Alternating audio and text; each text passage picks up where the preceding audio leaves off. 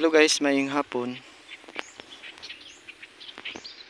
So, medyo dili kayo nindot ang uhay o na mga itom-itom tungod ni sa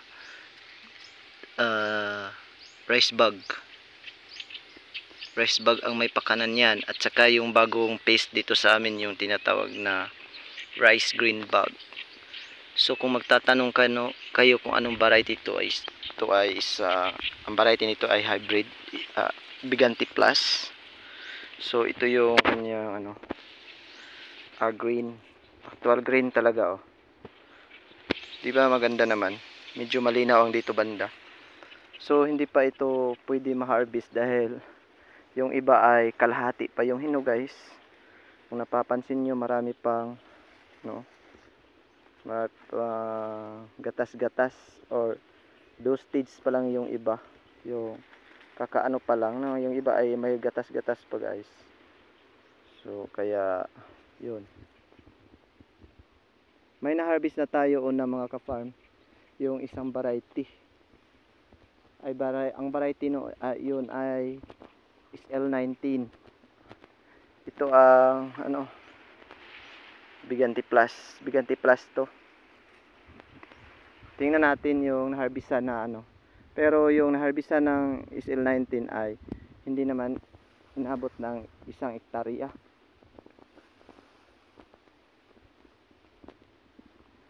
So puntahan natin dito guys. Siguro mga first week of April pa ito mga ka-farm harvest.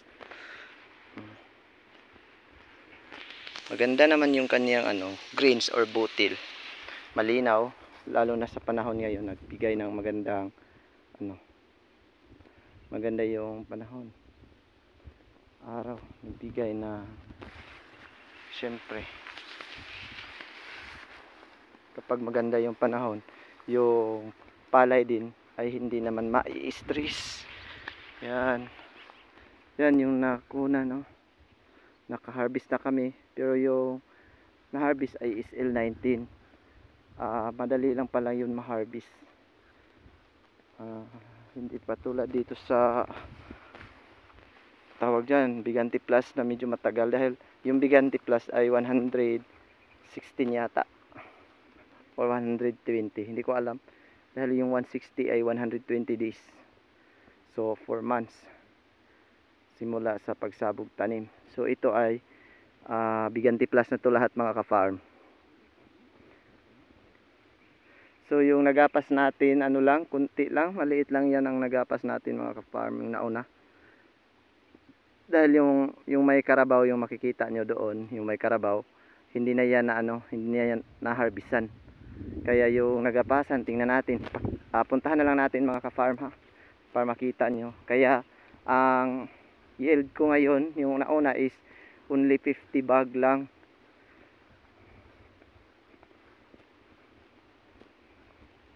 Kaya yun, wala na tayong magagawa guys.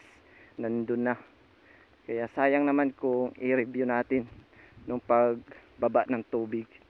Yung na yan yung may karabaw, yung may lumilipad na ibon yan, hindi yan na yung hanggang doon sa may kulay yellow, na-harvestan na yan dyan, malaki yung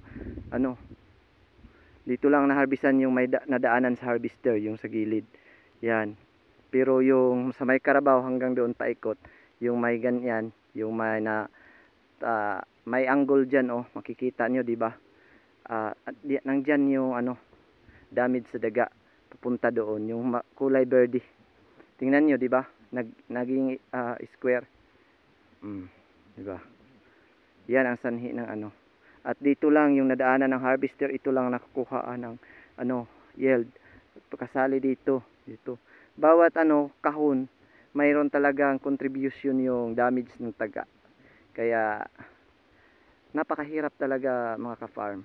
Kaya ang nakuha ko ngayon or nung Sunday, kasi last Sunday ako ay nagpa-harvest nito, ang nakuha ko is only 50 bags lang, na ang timbang ay 65. Ang range sa timbang is 65 to 68 per bag. So dito naman medyo ito dito ay hindi naman apektado masyado sa daga. Pero kaso ay nahuli siya pa. Dalawang bisis tayo magpa-harvest nito. Ganito pa yung marami pa tong hilaw mga ka-farm, kaya hindi pa siya pwede natin i-harvest. Kaya abangan na lang natin to sa mga first week sa April or mga pizza G's yata, 9 to 10 sa April. Kaya yun, sana makabayad na to sa utang lahat guys, para wala na tayong isipin for next cropping, para panibagong utang na naman. Grabe. Kaya nga nakapagsabi tayo ng utang mga ka-farm, dahil yung dito dati kasi nag seed producer yung sa mga diyan banda 1.6 hectare. Kaso hanggang ngayon ay hindi pa kami nabayaran. Iba talaga yung government. Kaya mag-aani na lang nito sa kasunod niya, hindi pa kami nababayaran sa seed production namin. Kaya hindi na ako umulit. Mabuti na lang yung mga may pira talaga yung gumagawa ng ganyan. Pero katulad sa akin ay lang, yung pira is pang pang rolling lang sa panimula naman sa susunod na cropping. Ngayon ay nakapag-utang ako dahilan yan sa yung 1.6 ay hindi pa kami nabayaran ng seed production. Kaya yun, nakapangutang tuloy kami para sa finance nito. Pero fights lang guys, laban lang talaga as in. Diba? Dito hindi naman to wala namang excuse yung daga. Meron namang damage yung dito banda, pero di masyado talaga nung sa unang area na apektado talaga. Maganda naman yung kanyang butil dito. So mas mabuti iikot pa natin doon sa talaga mga ka-farm, doon sa unahan. Kasi pakita ko sa inyo yung kabuuan na nahuli. Di ba? Yan, yung medyo makikita nyo na may pa-circle na mabuti na lang hinintuan ng daga. Yan, daga yan. Damage yan ng daga. Tapos dito. Yan. Daga yan.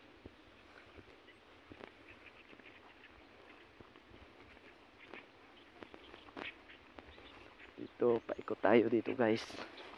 Pero alam nyo ba, kahit kami ay nagproblema sa ganitong mas lalo na kayo guys, lalo yung ibang mga consumer talaga, lalo na yung mga rice eater, ay nako, grabe ang problema nyo. Kasi alam nyo, kami ay nagbibenta pero bumibili kayo ng mahal.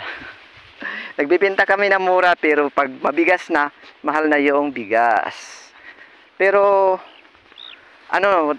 nung nakaraang linggo, hindi ko naapas yung 50 bags ko, kasi yung nakaraang linggo ay mga ka-farm,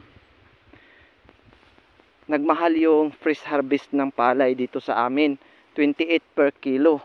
Kaya sayang, hindi ko naabutan talaga yung pag harvest ko nung Sunday, pag deliver ko pagkahapon, ang bilis bumaba ng price. Kasi daw ang sabi sa buyer ay dahilan yan sa paarating na yung mahal na araw. Kaya no choice, kasi na harvest na mga ka-farm. So syempre bininta na lang natin.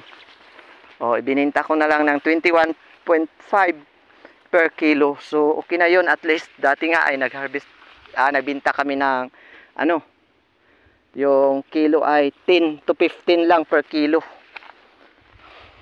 Okay na yung 21.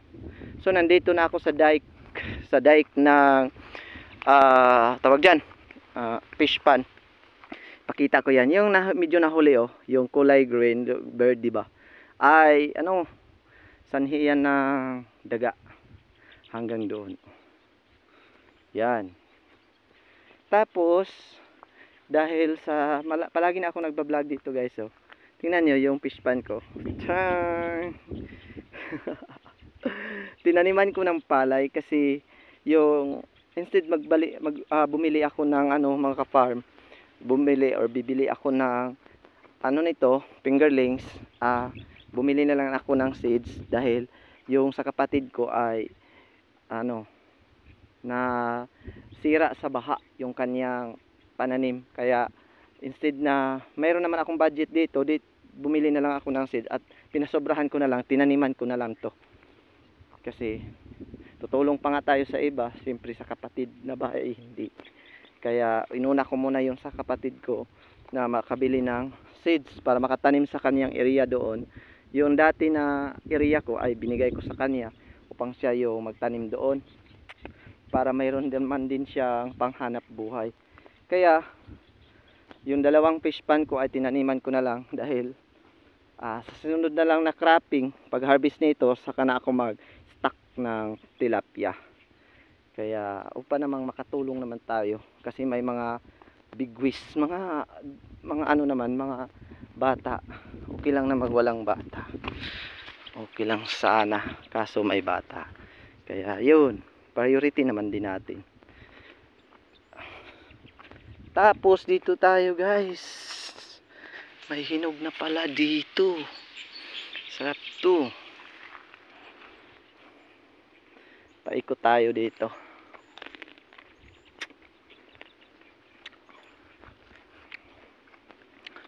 Yun lang ang update ko mga ka-farm ha. Thank you so much for watching. Salamat. Nandito tayo makita. Yan mga ka-farm. Yan. Wala talagang excuse kahit dito banda. Mayroong napiktuhan talaga ng kuan. Ilaga or daga. Kaya